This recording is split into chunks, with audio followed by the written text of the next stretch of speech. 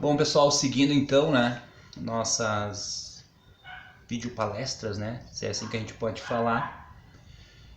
Então a gente vai falar hoje do vazio existencial, né, que é quando a pessoa ela está vivendo a vida dela, né, e ela sente que falta alguma coisa. E aqui, esse vazio existencial, né, eu sempre digo que o nosso corpo mostra aquilo que a nossa consciência não quer ver. Se dói algo no nosso corpo físico, é sinal de que alguma coisa não está errada. E muitas vezes até a gente vai no médico e o médico não acha o que tem. E esse vazio existencial, que eu estou enrolando a língua para falar, né? Nada mais é, tá, do que a falta, a carência, né, de algo que o seu espírito, ele deseja que você faça. E aí a grande pergunta é: você vive ou você apenas sobrevive? Essa é uma pergunta que somente você pode se responder, né? Porque naquele filme Coração Valente, ele fala uma frase que eu levo comigo para a vida toda. Ele fala assim: todos os homens morrem, todos os homens sobrevivem, apenas alguns vivem. E o que seria viver de verdade? Eu sempre digo, buscar a felicidade, tá? Nós somos merecedores da felicidade, mas buscar também sermos útil de alguma forma para a humanidade, tá? E esse vazio existencial, que muitas vezes ele chega à depressão, né?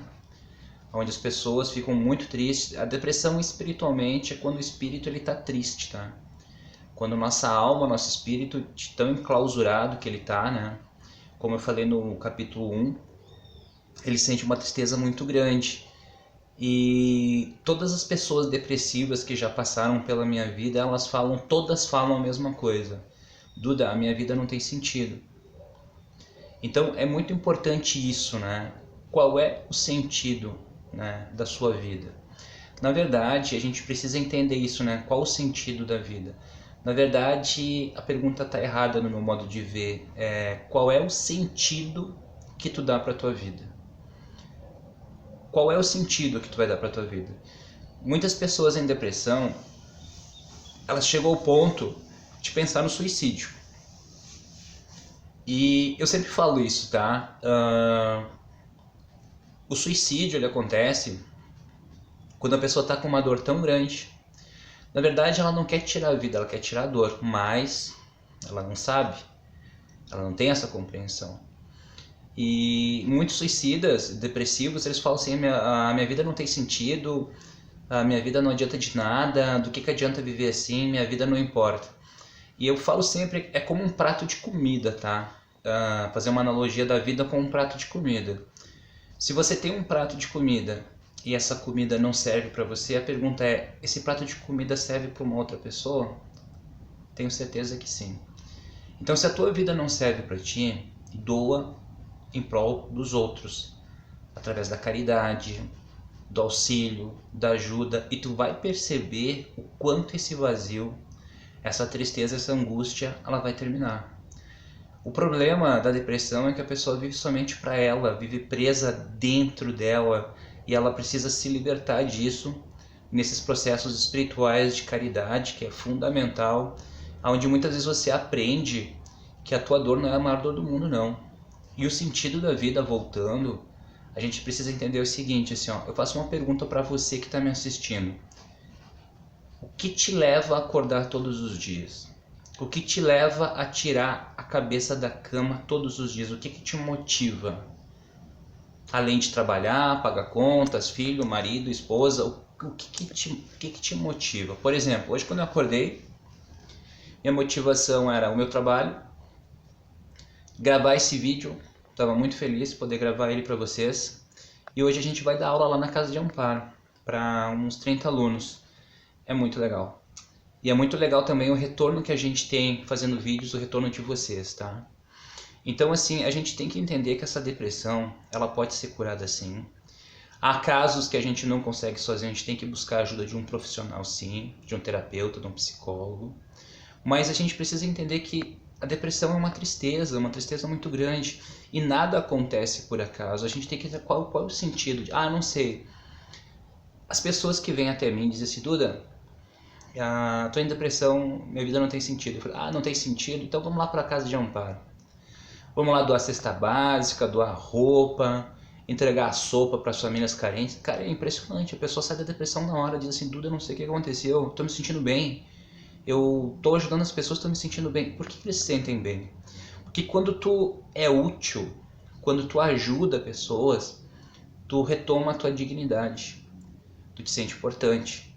Te faz bem fazer o bem. E tudo lhe será dado por acréscimo. Então a gente precisa entender que essa depressão é uma coisa que a maioria das pessoas já sentiram. Quase que todo mundo já sentiu depressão. Só que eu sempre vou dizer, o grande diferencial é, ok, todo mundo passa por isso. Como tu vai lidar com isso? O que tu vai fazer para sair disso? Vai ser o teu diferencial. E uma coisa que eu digo assim, a gente às vezes a gente acha que a gente não vai aguentar, que a gente não vai conseguir. Por isso que a gente tem muita filosofia do guerreiro, né? A gente precisa resistir sim. No momento de dor e de sofrimento, eu tenho 2 conselhos para dar para vocês. Eu já passei por muita coisa na minha vida, tá? Primeiro de tudo, no momento de sofrimento, paciência. Não existe mal que dure para sempre. Todo sofrimento tem começo, meio, ápice e depois ele vai ter o seu fim. Então, se você está passando por um sofrimento, muitas vezes a gente precisa baixar a cabeça, se segurar onde dá e saber que amanhã é um outro dia. Outra coisa que eu digo para vocês, o maior conselho, é a busca do entendimento. Por que eu tenho que passar por isso? Para que eu tenho que passar por isso? Por que estou passando por isso? O que eu tenho que aprender com a vida? A vida, ela é altamente pedagógica. Ela está nos ensinando a todo momento, a todo instante. A vida ela é inteligente. Só que a gente não consegue ouvir a canção da vida. A gente não consegue aprender com a vida, que é um grande mestre. A gente está matriculado aqui nessa escola, nessa faculdade da vida, onde o professor é a dor. Vocês sabiam disso? Vocês já ouviram aquela frase espiritual que é assim: quando o discípulo está pronto, o mestre se apresenta. Mas quem é o mestre? Muitas vezes é o sofrimento. Tá, mas por que a gente tem que aprender com o sofrimento? Cara, infelizmente a gente não aprende de boa. Nós somos todos acomodados, o ser humano ele é acomodado. Uma das coisas mais perfeitas que Deus fez foi o trabalho. A gente tem que trabalhar, senão a gente se acomoda mesmo. Então assim, quando vem o sofrimento, a dor, a gente fica mais consciente. Por exemplo, você que está me assistindo agora, se eu te perguntar, tu lembra que tu tem costas? Não, mas se começar a doer, é verdade, eu lembro. Pois é, o corpo mostra aquilo que tua consciência não quer ver. Então a gente precisa perceber isso. E nesse processo todo, a gente tem que se livrar da culpa, tá? Sempre eu vou falar isso. Gente, aqui no plano físico tudo é dual. Tudo tem 2 lados. Mentira, verdade, homem e mulher, sol e lua, branco e preto. Posso ficar até amanhã falando. E o lado negro da consciência é a culpa. Quando tu te culpa, quando tu procura culpado. Na verdade, a gente tem que ir pro lado positivo, que é botar consciência sobre aquilo que passou. Se você errou, você que está me assistindo, está em sofrimento, numa tristeza muito grande porque você errou, cara, tenta se perdoar. Tenta se abraçar. Fala pra você mesmo, ok, eu errei, assumo que errei, mas eu não quero mais errar. Cara, isso é muito digno, isso é coisa de pessoa adulta, coisa de pessoa madura. Porque a maioria das pessoas quando erra, elas não assumem os seus erros e sempre procuram culpados.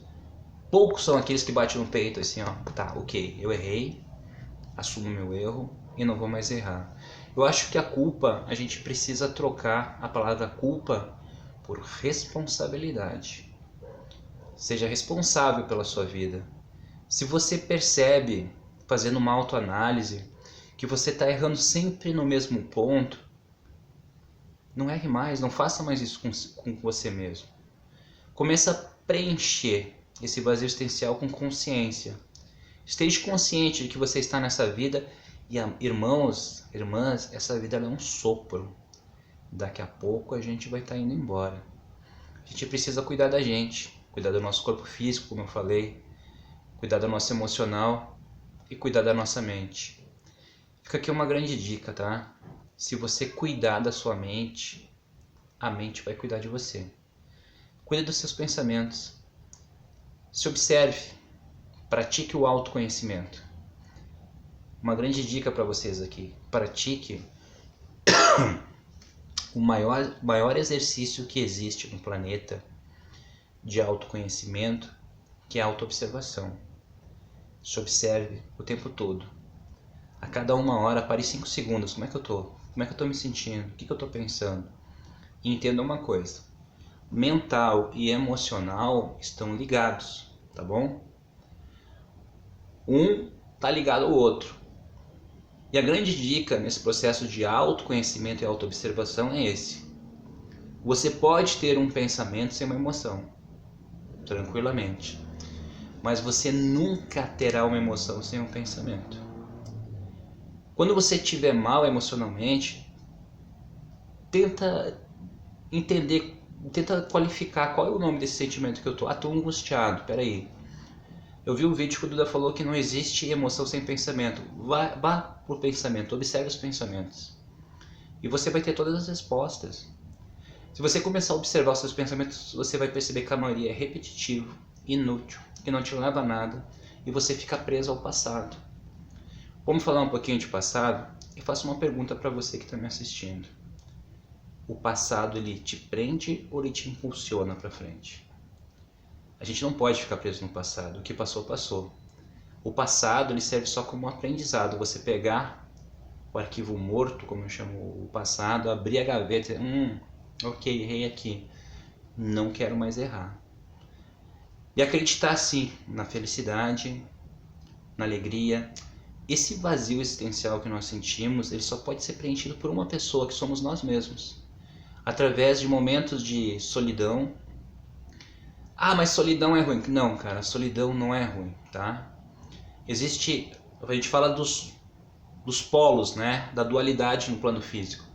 Solidão é positivo e isolamento é negativo.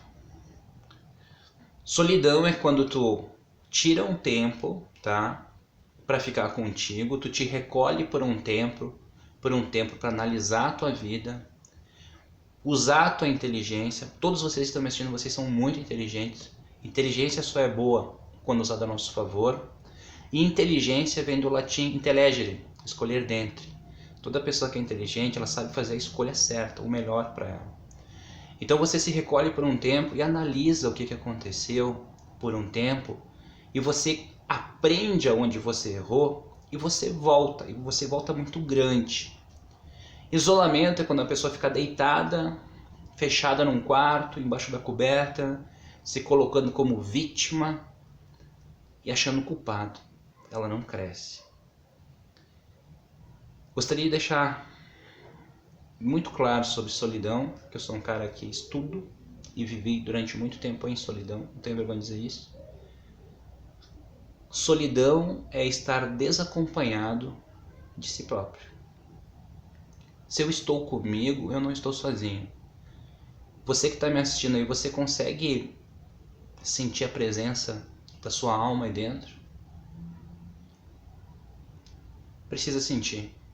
E outra coisa, a saída para a depressão é que a gente possa entrar em trabalhos de caridade, fraternidade e solidariedade. E a gente vai começar a se sentir muito bem, e esse sentimento vai acabar a sessão. Certo, meus irmãos? Capítulo 2 aí. Forte abraço para vocês. Mandem perguntas aí, tá? Um abraço.